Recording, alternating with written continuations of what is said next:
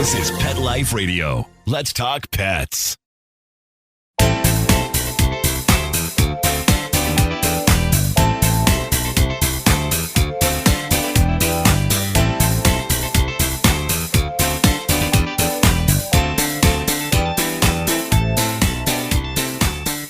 Welcome to Covered in Pet Hair, a boozy web show for pet lovers on Pet Life Radio. I'm your host, Isabel and today I have the pleasure of having a drink and a chat with a guy that might just be the Golden Retriever's biggest fan. I'll tell you all about him and introduce you as soon as we come back from these messages from our sponsors.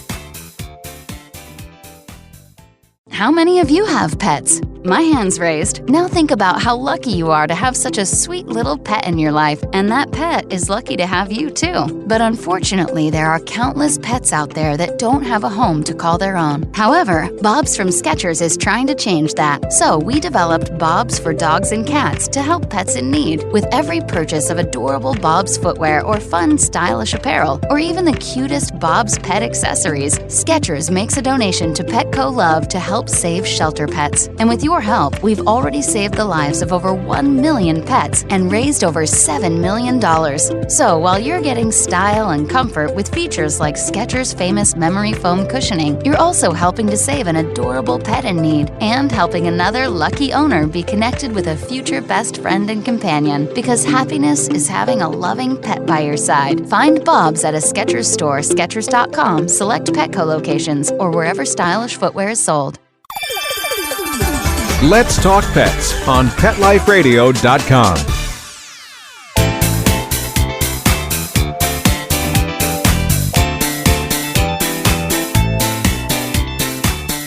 Welcome back to Covered in Pet Hair. I'm your host, Isabel Alvarez-Arada, and today I have the pleasure of having a drink and a chat with a pet parent, a researcher, an entrepreneur. He's a road tripper, a fitness fanatic. He was born and raised in Tampa, Florida, where he still resides. He's husband to Danielle, dog dad to a golden retriever named Oliver, and he's the founder of a blog about all things golden retriever called Golden Hearts. His name is Jake Thomas, and he's here to talk to me about, guess what? Golden retrievers today. Welcome, Jake. Thanks for being on the show. Thank you, Isabel. I'm very excited. I'm super excited to learn more about actually a breed that I had growing up. It was my first dog when we moved to the United States. My parents bought a golden retriever, and I will not go into any detail because we did not meet that dog's needs at all. We had no idea what we got ourselves into with a golden retriever.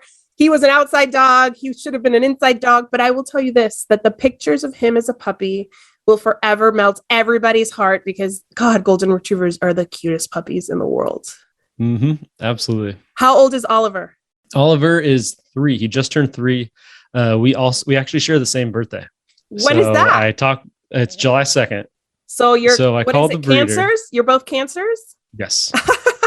Yes. Yeah. So I called the breeder and I was talking and wasn't like really sure if they were like the right ones for us. And I was like, hey, when were the dogs born? They're like, he said they were born in early July. I was like, oh, that's cool. Like what day specifically? He said July 2nd. It's like, no way. That's my birthday. Meant to be. So I mean, that's sealed the deal, right? That's the deal. That's perfect. So before we go any further, anybody participating in our drinking game today, anytime you hear this word, the secret word is Oliver. Make sure you take a drink of whatever it is you're enjoying with us, but please be 21 and over to imbibe in the US or wherever it is that you're joining us. Make sure you're of age. Please do not drink and drive and always drink responsibly. So what are you drinking tonight, Jake? Miller Lite. A Miller Lite, keeping it simple, keeping it American. Have you ever had any Miller Lights on the show yet? No, not yet. No, not at all. People either keep it simple, like a glass of wine. I've had a couple beer drinkers, but a lot of people just assume they need to have a cocktail, which is what I'm having tonight. I'm having a classic sidecar cocktail, just a little bourbon in it this time, and triple sec and lime juice, and super simple. So thank you again for being on the show. Cheers to you and to all the golden retrievers listening. Yeah, I listened to a couple episodes before, and like you said, everybody had like fancy wines or like a fancy cocktail. I'm like, man, I'm going to come in here with my Miller Lite. I don't know what she's going to say. Okay, so this is my American dream store, like image. I was born in Ecuador. I moved to the United States when I was 4. And when we moved to the United States, we got a golden retriever. So like to me, a golden retriever is like quintessential Americana. And a Miller Lite might as well be quintessential Americana. So it's perfect, actually, if you think about it. Yes. I'm the stereotypical Americana dude. Americana Floridian guy. Well, I grew up in Miami, so I've been to Tampa many times. It is gorgeous there. Beautiful. Yeah. Same with Miami. Yeah, exactly. You can't really go wrong with some of these big cities in Florida. They're just absolutely stunning. But before I talk about your blog or anything like that and how you came up with it, because I do want to know if Florida had any influence in this or if you're just a golden retriever fan and you would have done this anywhere. But I want to play a game with you because that's how I introduce the show every time, just to kind of gauge, I guess, your knowledge on the breed. Mm-hmm. We're going to play a game today and it's called The Golden, and it's Golden Retriever Trivia. I'm going to ask you a bunch of questions. It's true or false. And you're going to tell me the answer. And then if you get it right, which I think you will, you can elaborate if you want to. If you get it wrong, I might have some insights just because I did the research. This is taken from various websites. So please do not hold me accountable if I get it wrong, because then you just go to the World Wide Web and complain there. Perfect. All right, let's get started. So Golden Retriever Trivia. The Golden Retriever was descended from Russian circus dogs. True or false? That is a common myth, but it's false. Absolutely. They are actually descended from Scotland. So where do you think this myth of the Russian circus dog came from? I can't remember. I was reading about it the other day, and I honestly can't remember. I guess it makes No sense, idea. though, because they're so trainable and they're known for being so trainable and they are good trick dogs and stuff. So maybe people just some person just started that and was like, okay, people ran with it. All right, next one. Past puppyhood, golden retrievers often stay young at heart. True or false? True. Do you think that Oliver's still kind of a puppy at 3? He is 1000% a puppy still. And if you're thinking of getting a golden retriever, you might want to consider that. Oh, yeah. All right, next one. Golden retrievers are not good for tracking or scent work. True or false? False. So true. They are used for search and rescue all the time, right? That's right. All right, golden retrievers are naturally mouthy. True or false? True. True. All right, this next one might tell us why that's true. When retrieving, the golden retriever's mouth is so soft, it's said that they can carry a raw egg in their mouth without cracking the shell. True or false? That is also true. It's true because they're retrievers, so they have to bring the duck back in perfect shape, right? That's right. That is so cool. I never even thought about that. Which it makes sense why they're such a good family dog, right? Because they're mouthy, but they're gentle. Yes. Yeah, Oliver still bites me all the time, but it's not like a bite. It's more of just like a mouth thing. And like, especially when we're wrestling, his teeth are kind of always on me, but yeah, it's soft. Yeah, exactly. They're not out to hurt anybody because they need to bring that duck intact over to their hunter. All right. So the next one, golden retrievers are considered to be the 4th smartest dog breed, in line behind the border collie, the poodle, and German shepherds. True or false? That is true. It is very true. And actually, I'm surprised by that because I feel like it's hard to really gauge. I'd have to see how they actually gauge this because golden retrievers are so smart. Not to say that German shepherds and poodles aren't, but I guess is it trainability or is it just intelligence? That's what I'm curious about. It was Dr. Stanley Corn's book, and a couple of the ways that he measured intelligence was how quickly they picked up on something and also like how well they were able to repeat it. So yeah, it was a couple of different things, but those were two of the things, repeatability and quickness of learning. Interesting. Look at you. You know all the answers. All right, last one. Presidents Ford and Reagan both had golden retrievers as pets while in office. That is true. That is true. Oh my goodness. Perfect score. Bravo. All right. Awesome So job. do you need to drink now? Yeah, you can drink. Absolutely. Cheers to you for getting them all right. Interesting. And knowing all the answers and even the book that it's taken from. Impressive. So setting the stage for this interview. Yeah, well, I mean, obviously now I have to ask you, like, how did you learn all about golden retrievers? What made you start a blog about golden retrievers? Tell me the background of how you got to be this knowledgeable on golden retrievers.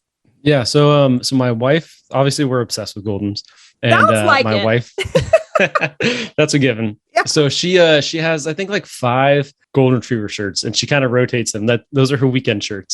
And so since she loves those, this is a couple years ago when we first got Oliver. I figured that, and she's always wearing pajama pants around the house, and I was looking for golden retriever pajama pants, but I couldn't find any. This was in, I think, 2019, and we couldn't find any. There had to be some, I thought, for sure. So I was thinking about starting like a golden retriever clothing company and, starting with pajama pants. But I figured that I might as well start with just like a content and I couldn't get enough about reading about golden retrievers, and there was not that much. I had a lot of questions that I still wanted to know, and I could find them on like page 10 of Google, like digging deep in like these kind of 1995 golden retriever breeder websites. So I wanted a way to kind of make all this information a little bit more accessible. Amazing. That's very cool. So you have this blog. What exactly is its mission? What is the goal of Golden Hearts? So there's a couple missions. The one is just to help people decide whether or not a golden retriever is right for them in the first place. So like a big reason that people abandon dogs is because they're not a good breed person match. So like, let's say you are a couch potato and you watch Netflix every weekend and like, you just want to chill, then you shouldn't get a golden retriever. And if you know that beforehand, then that's going to stop Goldens from getting abandoned. And, it could also be the opposite. Like, let's say that you want to always go, and then you get like this lazy bulldog who just wants to like sit at home. Like he's not going to be happy. So if you can avoid that mismatch in the first place, then you're going to be happier. Your dog's going to be happier. So kind of like the roundabout way of, emptying shelters is what a lot of people say, or like, keeping dogs from shelters. Like I'm trying to avoid that in the first place.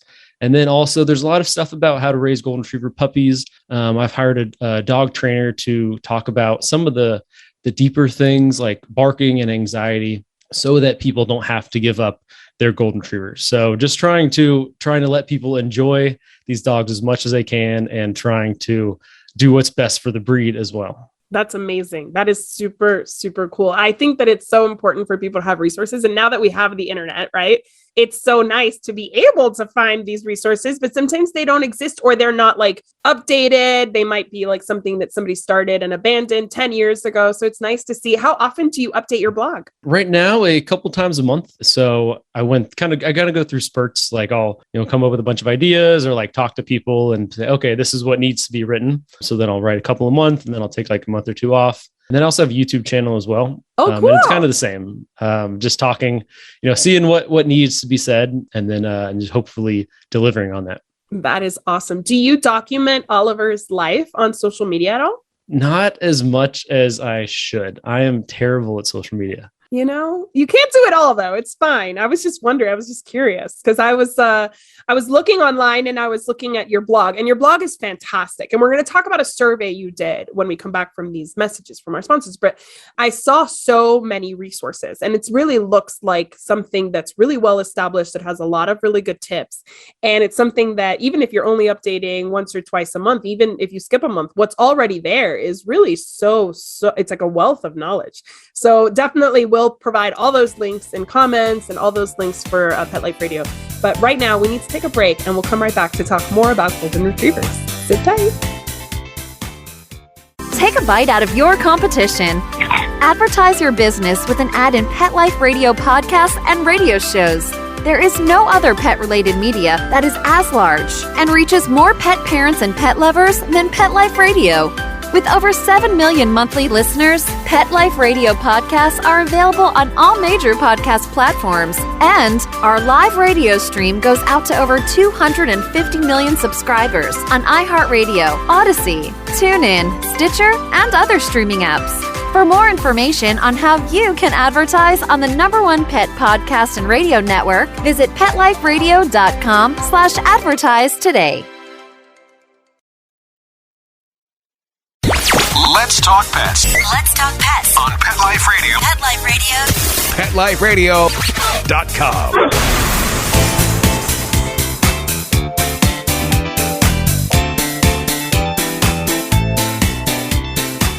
Welcome back to Covered in Pet Hair. I'm your host, Isabel Alvarez-Arata, and today I'm talking to Jake Thomas, who is so passionate about golden retrievers that he started a blog about them. And so right now, I'm going to put Jake in the hot seat, and I'm going to ask him in 1 minute to tell me all the reasons why golden retrievers are the best dogs ever. Are you ready? I'm ready. Okay, let me start my clock. 3, 2, 1, go. All right. First off, super cute. Floppy ears, big bushy tails, big old smile. Second off, they might not look like it because they're super cute, but they are sort of protective. They have the loudest bark, world record loudest bark. Charlie, 113 decibels. So they are, so if someone comes up to your house, no, they're going to hear that bark or they're going to go away. And also, I think it's on my blog, but there's a story of a golden retriever who like attacked a thief and like kind of chased him away. If you look up Are Golden Retrievers Protective, there's a video of it on the blog on goldenhearts.co. They are loyal, kind of going with the protection thing. They are loving. They're kind of in tune with your emotions, especially, the therapy dogs and the service dogs, which brings us to the next point. They're great workers. Therapy dogs, service dogs, search and rescue dogs, like we talked about earlier, and hunting dogs, obviously, what they were bred for. Awesome. That's it. That's a little over 1 minute. Good job. Very good. So I learned something new. I didn't know that they had the loudest bark recorded. Mm-hmm. Charlie from Australia, Bark in the Park. Bark in the Park. Bark in the Park. I don't really know what Bark in the Park is, but it was this event by, I think, Purina. And he set the world record for loudest bark, 113 decibels, which is about as loud as a chainsaw. Wow. That's super cool. That is really interesting trivia right there. Yes. All right. So you did a survey of 600, right? 600 golden retriever owners, and you learned a lot about them. And I have some stats here that you sent me, but I want you to tell me the most interesting things that you uncovered when you did this survey. So you have interesting, you have kind of helpful, you have, wow, I didn't know that. The most interesting thing that I thought was, I believe is 55% of people sleep with their dogs, or their dogs sleep in the bed. And Oliver is big. Golden retrievers are big. And so like Oliver takes up like the bottom third of our bed. So we're like, my wife and I were kind of like sleeping in the fetal position. And sometimes like when and he's hot too. So like you can't have him laying on your feet because then your feet are going to be sweaty. But at the same time, we're just like totally obsessed. So we're kind of bummed if he's not in the bed, but usually when it's actually time to get some sleep in, then we'll kick him out. So that was interesting. Another thing is that we're talking about training. So like enrolling your puppy in a puppy training course, or hiring a dog trainer to come to your house or to go somewhere, or purchasing an online dog training course. Each of those.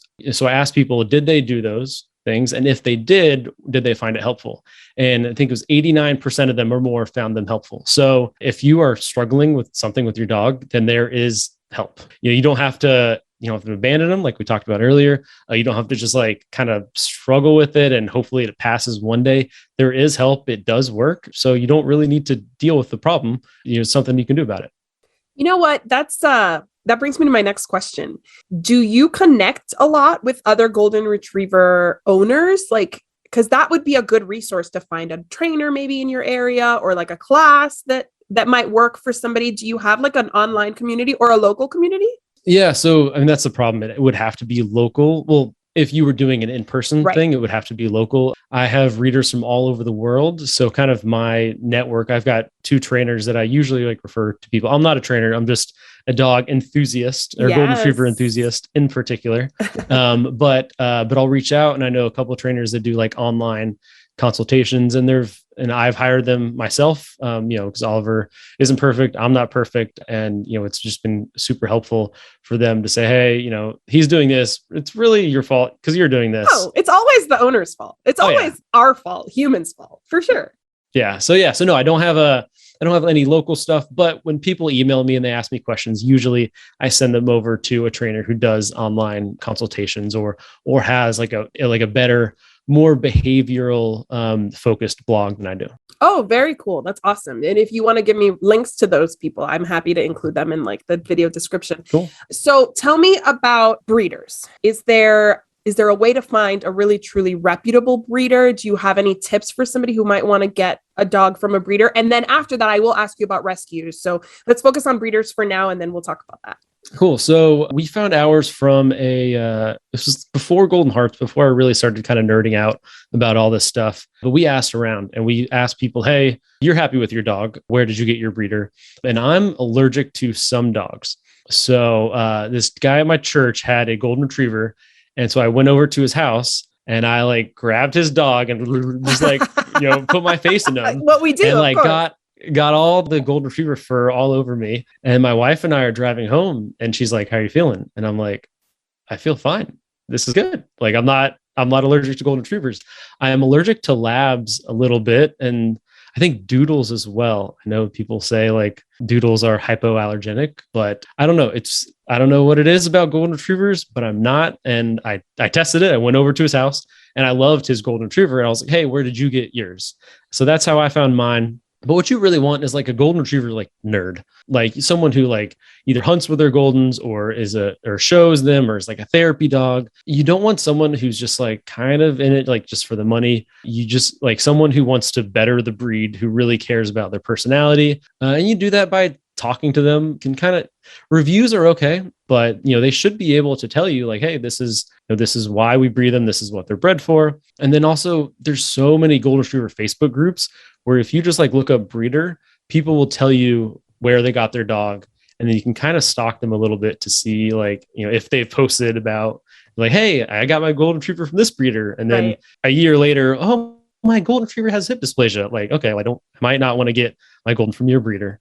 It's actually funny you should mention that, because I was going to ask you, what genetic, I guess, predispositions should somebody be looking out for? Yeah, so breeders need to test. I think it's 4. So I'm not a breeder. I'm definitely not the most knowledgeable about this, but it's hips, elbows, eyes, and heart. I think those are the 4 tests that they need to do. And then you want to meet the parents. Like, "Hey, is this the kind of dog that I want?" If you are more of like a chill person, you probably don't want to get a dog that's bred for hunting, because those golden retrievers are probably going to have more energy and more drive. You want to get a dog that's bred to be a companion. So just kind of asking the breeder, what do they breed their dogs for? And then just get a feel for them. Like, what's the true like motive here? And then this is just kind of like a weird thing, but you want a website that looks like it was done in 2001. You don't want a marketer. You want someone, they don't care about the website. Like, they're just like, just throw some pictures up there. They've got like Comic Sans, like glittery, like banner and the top. Sure. Like, because they don't care about marketing. They just have a landing page. Contact me. This is, how to get in touch with me. And this is when our next breed might be due, if they've even updated it since. So yeah, I agree with that. Keep it simple. They're not supposed to be marketers. They're supposed to be breeders. And when you're breeders have a lot of work to do when they have puppies, and they have a lot to do. So they don't have the time. And hopefully they're not like investing all of their funds into online media, right? They should be investing in their dogs. So yeah, I agree with that 100%. So you did mention that golden retrievers are given up for adoption. So there have to be, and there usually are, dogs in like shelters and at rescues that are purebreds, and even, pretty good mixes. So do you have any favorite golden retriever specific rescues? So there's a couple in most every state. I think like Montana, I don't know, those like North and South Dakota. I don't some of those remote states, they might not have any. So I don't have any favorites in particular. I live in Florida, so I've worked with a couple here in Florida. But no, just so if you look up golden retriever rescues by in your state, you'll be able to find some. Like, they might be in your local rescues, but goldens are super popular. They're probably going to get snatched up like the day that they get there. Yes. Yeah, and then also everybody wants a golden retriever. Everybody wants probably a dog, right? Any pet right now, because it's pandemic times. Yeah. We're all at home, so we worked with I talked to a golden retriever rescue a couple months ago. They had 109 people on their wait list. And she said, this is a good thing. She said, it's harder, as she was kind of being facetious, but it's harder to adopt a child than it is to adopt a dog from our rescue, because they do like such a strong background check. They'll look at like your house, like make sure. A lot of golden retriever rescues, you have to have a fenced in yard, because goldens have a lot of energy, and they'll scout you out, make sure that you're, the right type of person for the dog. And, so these golden retriever rescues, they do a great job, but it takes, a little bit to scope you out, and the list is huge. Yeah. So that's the thing about breed specific rescues, is that most of the time you need to get, and that's for most breeds, is that you need to get on the list before you're ready for your pet, because they usually pull from the shelters if there's a shelter recognizes, oh, this is a golden retriever, let me call the golden retriever rescue, get them out of the shelter, get them to the rescue. And then there's people already waiting for that dog when it gets to the rescue. So you really do. It never is a pet purchase or pet adoption an impulse thing. But if you really are hoping to adopt a purebred from a breed specific rescue, you need to plan ahead and like give it months in advance before you're ready and wait for the right dog. And yeah, as all rescues should, there is a process that you go through. And if you are not willing to jump through those hoops, then maybe you're not ready for a dog, because that's just how they make sure that they keep the animal out of the shelter rescue like cycle, because we don't want them to come back, right? Yes. Yeah. It's kind of like we said earlier. We want to make sure that they're a good fit, so they don't have to go back. Yeah. So that it's not a family like ours that bought this golden retriever in South Florida and put him outside. And actually, this is really sad, but I'll share it. He was an outside dog, and somebody came in to leave a flyer or something. This was in 92, I think, maybe 1990. And they left the gate open, and he was terrified of storms, which in South Florida, you get storms all the time. And he ran out of the yard and got hit by a car. We found him 2 blocks away. So definitely these are not dogs that you want to just throw outside with, leave it to chance. We didn't know any better.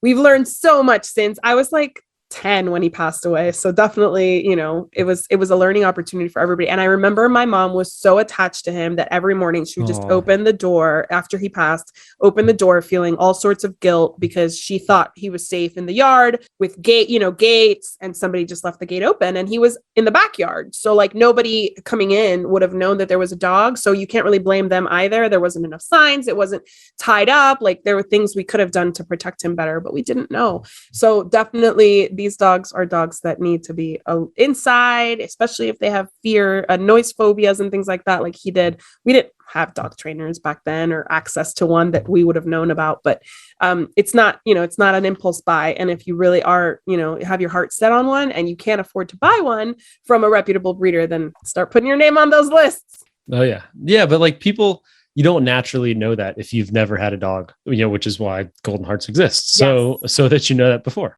Yes. And that's why. And nowadays we have so many resources. This show, your blog, a million shows, a million blogs. That's why we have these things, so that people don't make the mistakes we used to make, and that everybody wins, because, we lost our pet. It was super painful and traumatic for all of us. I actually saw him as a 10-year-old on the side of the street because we went looking for him and we found him.